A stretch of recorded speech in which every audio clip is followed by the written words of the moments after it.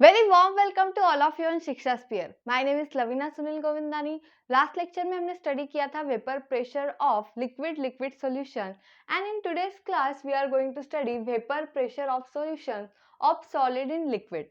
Last lecture में हमने जो स्टडी किया था लिक्विड इन लिक्विड, वो जो दोनों सब्सटेंस थे हमारे सोल्यूट और सॉल्वेंट, वो क्या थे? वोलेटाइल लिक्विड्स थे। एंड इन टुडेस क्लास हमारा जो सोल्यूट है वो सॉलिड है और जो हमारा सॉल्वेंट है वो क्या है? लिक्विड है। तो जो सॉलिड हो गया तो वो क्या हो गया? एक नॉन वोलेटाइल सब्सटेंस हो गया, जो कि वेपर फेज में जल्दी कन्वर्ट नहीं होगा, इसलिए वो क्या हो गया? नॉन वोलेटाइल सब्सटेंस हो गया। फॉर एग्जांपल हम यहाँ पे लेंगे शुगर हो गया हमारा, यूरिया हो गया, उसके बाद ग्लूकोज हो गया, एक्सेट्रा, NaCl हो गया, etcetera are the example of non volatile solute here.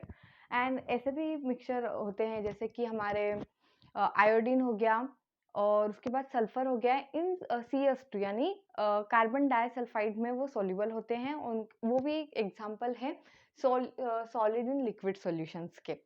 सो चलिए लेट्स देखते हैं what is the effect of this non volatile solute in the vapour pressure of the solution. So देखिए क्या होगा।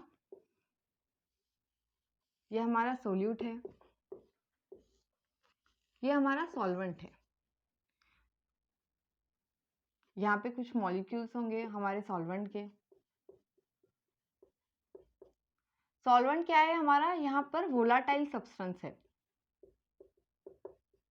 और जो सोल्यूट है वो क्या है हमारा? एक नॉन वोलाटाइल सब्सटेंस है, यानी कि इसकी जो टेंडेंसी है वो वेपर में कन्वर्ट होने की नहीं है और इसकी जो टेंडेंसी है वो क्या है? वेपर्स में कन्वर्ट होने की है।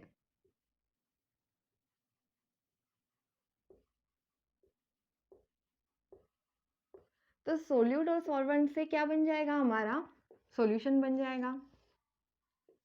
किस टाइप का सॉल्यूशन बनेगा? Solid in liquid. ओके, तब सॉल्यूशन में क्या होंगे? कुछ सॉल्वेंट होंगे और कुछ सोल्यूट के पार्टिकल होंगे, राइट? दोनों के पार्टिकल सब आ जाएंगे हमारे। तो इस बात का हमारे उसके वेपर प्रेशर पे क्या इफेक्ट होगा, ये आज हमको सीखना है, देखना है। जब प्योर सोल्यूट होगा तो सॉल्वेंट होगा, तब क्या होगा? इसमें सिर्फ प्योर सॉल्वेंट के ही मॉलिक्यूल्स होंगे, राइट? और ये ऑलरेडी वोलाटाइल है, इसकी टेंडेंसी क्या होगी? वेपर्स में कन्वर्ट होने की होगी। तो क्या होगा? इसका वेपर प्रेशर भी क्या होगा? ज़्यादा होगा। यहाँ पर जो हमारा सोल्यूट है वो तो नॉन वोलाटाइल है, तो इसका जो वेपर प्रेशर है वो क्या होगा? बहुत कम होगा, यानी निग्लिजिबल होगा, ऐसे भी कंसिडर कर सकते हैं हम।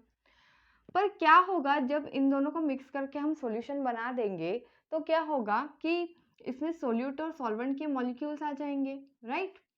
तो क्या होगा? अब ये जो सॉल्वेंट के मॉलिक्यूल्स हैं इसका इन सोल्यूट के पार्टिकल के साथ इंटरेक्शन हो जाएगा।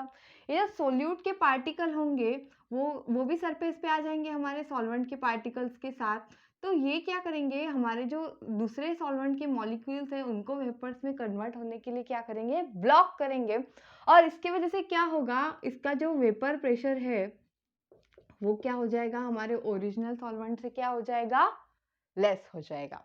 This is nothing but the vapour pressure of solution of solid and liquid. तो क्या इफेक्ट आया हमारे वेपर प्रेशर पे जब हमने क्या किया? एक नॉन वोलाटाइल सोल्यूट अगर सॉल्यूशन में ऐड कर दिया तो क्या हो जाएगा? उसका वेपर प्रेशर डिक्रीज हो जाएगा। आगे हमको इसकी कॉलिगेटिव प्रॉपर्टी में भी स्टडी करना है कि relative lowering in vapour pressure. तो यही फिनोमिनॉन आपको वहाँ पे फिर से देखनी है और वहाँ पे हमें कुछ फॉर्मूलेज भी डिराइव करने हैं। तो हमने लास्ट लेक्चर में रॉल्ड्स लॉ भी देखा था। क्या बोलता है रॉल्ड्स लॉ?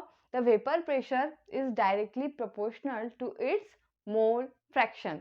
उसमें कंडीशन क्या थी कि एक सब्सटेंस जो है वो क्या होना चाहिए? हमारा वोलाटाइल होना चाहिए। तो यहाँ पे हमारा जो सॉल्वेंट है वो क्या है? वोलाटाइल है।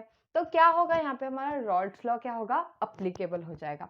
तो इसका ग्राफ क्या आएगा? जो कि हमारा सॉल्वेंट है वही यहाँ पे वोलाटाइल लिक्विड है, तो vapour pressure of this volatile substance is or volatile liquid is directly proportional to its mole fraction। इसको मैं A बोल सकती हूँ, हाँ इसको A बोल देते हैं हम लोग, तो इनको भी A लगा देंगे हम सब्सक्रिप्ट। तो हमारा यहाँ पे कांस्टेंट क्या आता है, हमने लास्ट लेक्चर में भी देखा था. So partial vapour pressure of any component or a component is directly proportional or equal to its pure vapor pressure in pure state multiply by its mole fraction. तो ये यहाँ पे इक्वेशन मिल जाएगा. Okay, तो इसका ग्राफ कैसे आएगा वो देखते हैं हम. यहाँ पे क्या लिया था हमने, वेपर प्रेशर ले लिया था, और यहाँ पे क्या लेंगे हम, मोल फ्रैक्शन ऑफ सॉल्वेंट ले लेंगे.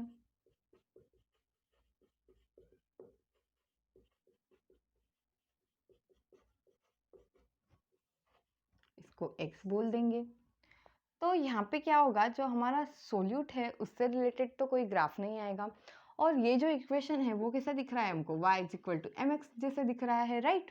तो क्या हो जाएगा, हमारा जो ग्राफ है वो कैसे आ जाएगा, हमने लास्ट लेक्चर में भी देखा है, स्ट्रेट लाइन आ जाएगा, राइट. सो ये in this case this is the graph for the solution of solid in liquid. तो इस टाइप का सेम ग्राफ अब आ जाएगा, इसको हम PA बोल देंगे. ये ग्राफ क्या शो कर रहा है हमें, कि जैसे जैसे हमारा प्रेशर इंक्रीज होगा वैसे वैसे इसका मोल फ्रैक्शन भी इंक्रीज होगा, means they are directly proportional. तो ये हमारा रॉल्ड्स लॉ यहाँ पे वेरीफाई हो जाता है. बस इसमें कुछ नहीं होगा कि सोल्यूट ऐड करने पे क्या हो जा रहा है, वो सोल्यूट के मॉलिक्यूल्स यहाँ पे सॉल्वेंट के मॉलिक्यूल्स को ब्लॉक कर दे रहे हैं, क्योंकि हमें पता है कि वेपर प्रेशर एक सरफेस फिनोमिनॉन है. तो वहाँ पे क्या हो रहा है कि सोल्यूट के मॉलिक्यूल्स आके सॉल्वेंट के मॉलिक्यूल्स को ब्लॉक कर रहे हैं. इसके वजह से वो जो मॉलिक्यूल है यहाँ से इस्केप करने की जो टेंडेंसी है वो लेस हो जा रही है. इसके वजह से क्या हो रहा है, इसका वेपर प्रेशर लो हो जा रहा है. I hope you understand the concept. Thank you so much for watching.